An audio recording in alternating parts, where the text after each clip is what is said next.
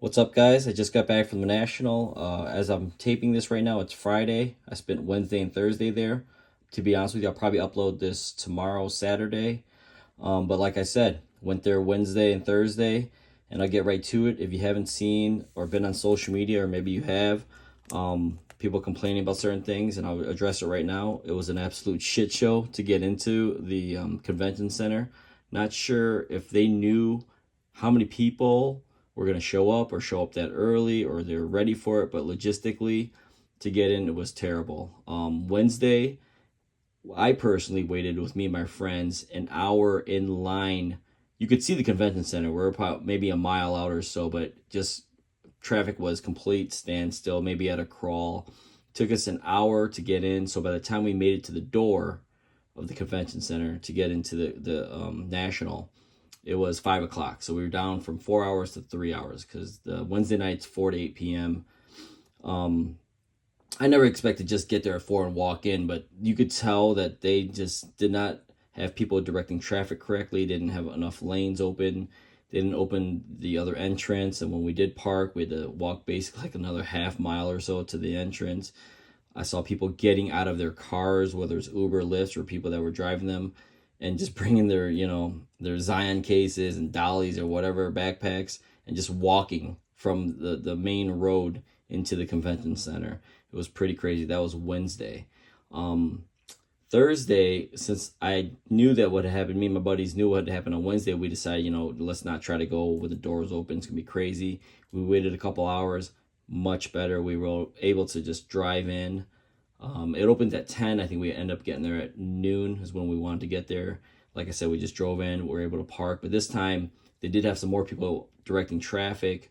But the parking lot was absolutely packed by the time we got there. But once you get inside, it's just like any other national. There's gonna be a lot of people, but you could walk around, move around. So I'll probably address a lot more of this on the podcast, Ken Collects Podcast. If you don't know already, download an Odyssey for free or wherever you get your podcasts, Google Play, Amazon, Apple. But let's just get right to the pickups, okay? Always a good time though. Once you get in, you get to see a bunch of cool cards you never seen before or never seen in person and only seen online, or just a lot of different stuff maybe you didn't even know existed. So I'm just gonna give you my pickups. Wednesday night, the first night I got there, like I said, instead of 4 hours at 3 hours, so I kind of tried to go through as many tables as I could, but knowing me, I always end up stopping and licking stuff. So one place that kind of got me stuck was this value box. I didn't plan on spending too much time on a value box the first night because the time was limited, but I saw something, well, the price at half off, and it was like these 3 roll boxes of 90s 2000 basketball, which is my wheelhouse. And I started going through it, and lo and behold, I found this. He had a bunch of autograph and mem/jersey cards, so I just thought it was fun to look through. And I found this, and if you don't know who this is, it's Arthur Agee. I got 2 of them. I'll show you the rest of my pickups there. But yeah, this is from 1995 Classic Rookies Autograph Edition, on-card auto. As you can see right there, it says Autograph Edition underneath there in the silver foil. I found one, and I just kept flipping through, and I found another one. I was like, why not just get them both? Arthur Agee, if you don't know who he is, he was one of the stars of Hoop Dreams. Great basketball documentary. It came out in 1994. I definitely recommend you watch that movie if you haven't already. It's an awesome movie. It's a documentary, but it's just really well done. It's raw. It's authentic. Arthur Agee is one of the kids they followed since he was a young kid to see if he could make it as a pro basketball player. Very cool. So I kept going through, hoping to find his partner in crime in that movie, or at least his co-star, and I did. William Gates. Same 1995 Classic Rookies. William Gates, like I said, the other star of the movie in Hoop Dreams. On-card auto. Don't mind the pricing. I'll tell you the pricing after, but just congratulations, you received an autographed 1995 Basketball Rookies Autograph Edition card. These are 1 per Autograph Edition box. So I think there was 85 or so, 80 plus players, maybe even more, that did autographs. Much better players than these 2, obviously, but these 2 are significant. I don't know if they're more significant than these 2, at least to me. Love that movie. Love these 2 guys. So that was awesome. Same box. So I just started trying to look for more cards, and I ended up just pulling out these Skybox autographics. Like I said, don't mind the price.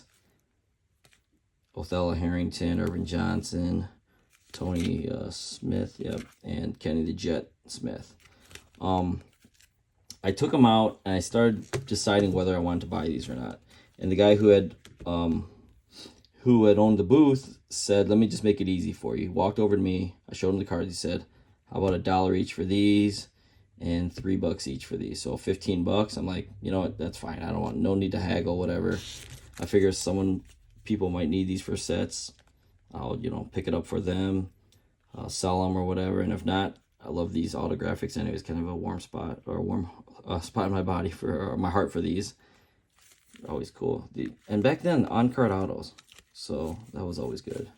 These are all different years too. I think 97, 98, 96. So that, I picked up 7 autos in that value box. And that actually took like, I want to say 15, 20 minutes. So I was already down in time, crunched in time. So I decided to have to breeze through the next ones. Looking for Jordan, of course. Next Jordan I picked up was a low-end Jordan. This one, surprisingly, I don't have. This is the 1997 SB Authentic Profiles. This is the base, the easy one, Profiles 1. I have Profiles 2, which is the gold one. And then there's a third one, which is a die cut number to 100, which I don't have and would love to have one day. But he had this at 20. I ended up getting for 15 because I figured, he's done a one-touch as well. That's a couple bucks. So, and it's pretty good condition. I'm not going to grade it anyways, but for the one-touch and the card, I'll throw this probably card in a top loader. Use the one-touch on a different card. So, real low-end pickup to start the show on a Jordan. Next Jordan I picked up was this right here. This is 2006 Upper Deck Sweet Shot Gold, so they were numbered to 199. If you can see right there, 199. I usually only do 9s, mint cards, or raw, but with numbered cards, there's always an exception because I want the numbered. I have actually 3 of these already. They're graded in, I have 2 PSA 9s and a BGS 9. This, I might just crack and keep it raw, or maybe I'll just keep it in this PSA 8, but I got a really good deal on this one. He basically, who knows, but he said he ended up giving it to me basically for what he got it for, he said. So I don't know if he made much, or if he did, it wasn't much. But it was a really fair offer, so I took it.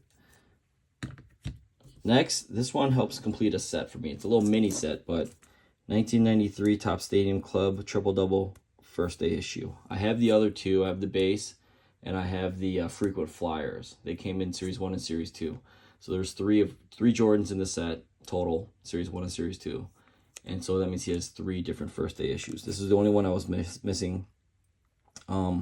These can kind of run expensive, but SGC 9, like I said, I like 9s, I like mint, whether it's SGC or BGS or PSA. But yeah, I've been looking for this card for a while. We went back and forth a little bit, but he was easy to work with. Got it done probably in a couple minutes, to be honest with you. But just a little back and forth. And I was pretty happy. Got this one to complete my first day issue set. All right, and then, like I said, running short on time, but I did find a pretty big, cool card to end my day 1, Wednesday night. And Michael Jordan, everyone knows him for playing basketball. Most people know him for playing basketball, but there's a big generation that never saw him play and only know him for his shoe. I didn't have one until now. I always wanted one. A game-worn shoe card. This is 1999 Upper Deck Holographics NBA Shoe Time. The Shoe Time cards were 1 in 431 packs. There were 21 different cards. He does actually have a autograph version of this, number to 23, which would be a grail card for me for sure. But I figure Michael Jordan, known for his shoes almost as much as basketball to a lot of people, I need to get a shoe card. I always wanted one. He had it for the right price. I ended up actually trading one of my Jordan cards and giving some cash, so it wasn't too much on the cash for my end. And we were both happy. Obviously not perfect. You see the black borders, a little bit of whiteness there. I don't care. I'm not going to grade it. It was actually, I have it out now because it was actually in a screw down one-touch type holder. I had to take it out of that immediately. And I surprisingly don't have a one-touch big enough or thick enough, because look at this. It's a pretty thick card. But yeah, so I'll have to go get one and just be careful in the meantime. See, and the cool thing is, this says here, at least, according to Upper Deck, you take their word for it, you received a Michael Jordan game use shoe trading card. So he actually wore this shoe, a piece of this shoe. Well, this is a piece of the shoe that he wore in an NBA game, according to Upper Deck, and I think that's really, really cool. So it's my first shoe card. Very happy to have this one. And like I said, I did a trade and some small cash. I got this one, so super excited about that one. I have to get that in a case. All right, so that was Wednesday, day one pickups. Day two, a little more experience from day one. Decided to show up to the show instead of when it opened at noon. Stayed there until about 5:30. Got out there before it closed because I didn't want to be caught in traffic leaving. A lot less buying. My advice, and I'll address, like I said, more of this in the podcast. If you see something you like or you're really thinking hard about it, go ahead and try and make a deal right away because it won't be there the next day. When I went back, a lot of bullet holes in showcases. Cards are missing. A lot of the other Jordan guys probably hit up, a bunch of these dealers and got cards that I might have been interested in and wanted and never got to. So a lot smaller buying day for me in day two. But here's what I picked up. First pickup was surprisingly not a card. It was this media guide. He had a bunch of like magazines, media guides, pennants, things like that. The reason I picked this up too, other than it was, Michael Jordan, of course, this is the first year that he won a championship. This is the 90-91 season media guide. If you aren't familiar with media guides, they're basically just let you know, stats and numbers of team history, attendance, things like that. People who work for the team, the trainers, the coaches, the history of the team, wins, loss records, all that stuff. But here's the Jordan page right here.